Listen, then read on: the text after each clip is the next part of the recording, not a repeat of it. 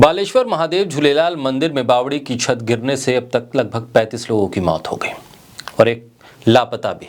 घटना के बाद से जांच चल रही है कि आखिर बावड़ी को किसने पैक किया था। देश भर में शोभा यात्रा के नाम पर जगह जगह हंगामा हो रहा है, आग लगाई जा रही है, मस्जिदों पर हमले हो रहे हैं, मस्जिदों में आग लगाई जा रही है, मस्जिद के सामने डीजे की आवाज बढ़ाकर हंगामा किया जा रहा है, भगवा झंडे मस्जिदों और मज़ारों पर लगाने की होड़ लगी है।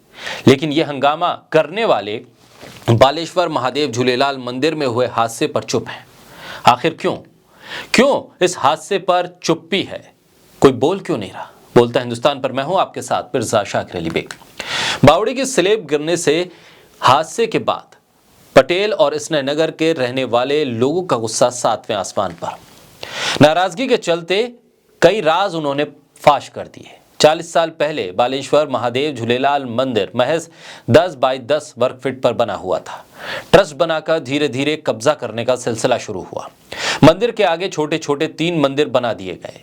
जब मंदिर का विस्तार किया जा रहा था तब भी आसपास के लोगों ने विरोध किया। उस वक्त समझौता कराने के लिए तब के पार्षद शंकर लालवानी आए थे, जो वर्तमान में सांसद हैं। मंदिर का हवाला देकर मामले को ठंडा करने का प्रयास किया गया, तब जाकर वहां रहने वालों ने विरोध बंद किया। धीरे धीरे वक्त बीतता गया और बाद में ट्रस्ट के कर्ता धर्ताओं ने बची हुई स्लैब भी भर दी। बड़ा भारी निर्माण करा दिया गया, जिसको लेकर यहां रहने वाले लोगों ने शिकायत भी की। नगर निगम ने नोटिस भी जारी किया, लेकिन राजनीतिक दबाव के चलते कोई कार्रवाई नहीं हो सकी। बगीचे पर धीरे धीरे कब्जा होता रहा, लेकिन जवाबदार मौन रहे। पिछली परिषद में तो बगीचे को अमृत उद्यान योजना में भी लिया गया था, जो कि केंद्र सरकार की योजना थी। इसके बावजूद बगीचे में 5000 वर्ग फीट की जमीन पर फिर से कब्जा करके निर्माण करवाया गया। मंदिर में पैसा एक बड़े राजनीतिक पद पर बैठे व्यक्ति की ओर से लगाया जा रहा था। हालांकि बगीचे में दूसरा मंदिर बजरंग बली का है, जिसे स्नेहनगर विकास मंडल संचालित करता है। मंदिर समिति ने बिना अनुमति के 30 साल पहले अवैध ढंग से बावड़ी को ढक दिया। पूजा कर रहे लोगों को भी पता नहीं था कि बावड़ी पर वो बैठे। निगम के रिकॉर्ड में दर्ज 629 बावड़ियों की सूची में पटेल नगर की बावड़ी का कहीं जिक्र ही नहीं था। समिति ने बावड़ी पर जाली डालकर ऊपर से फर्श बना दिया। पिछले साल अवैध निर्माण की शिकायत के बाद निगम ने नोटिस जारी किया तो समिति के अध्यक्ष सेवाराम गलानी ने बावड़ी खोलने की बात कही थी। नेताओं के हस्तक्षेप के कारण निगम ने भी सिर्फ नोटिस देकर जिम्मेदारी पूरी कर ली और कार्रवाई से बच गए।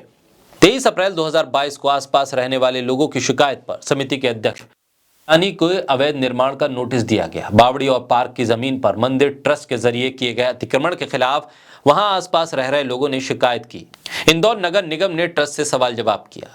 जवाब में ट्रस्ट ने कहा, हिंदुओं की भावनाएं भड़क जाएंगी, धार्मिक भावनाएं आहत हो जाएंगी और अशांति फैल सकती है, इसलिए जवाब मत मांगिए।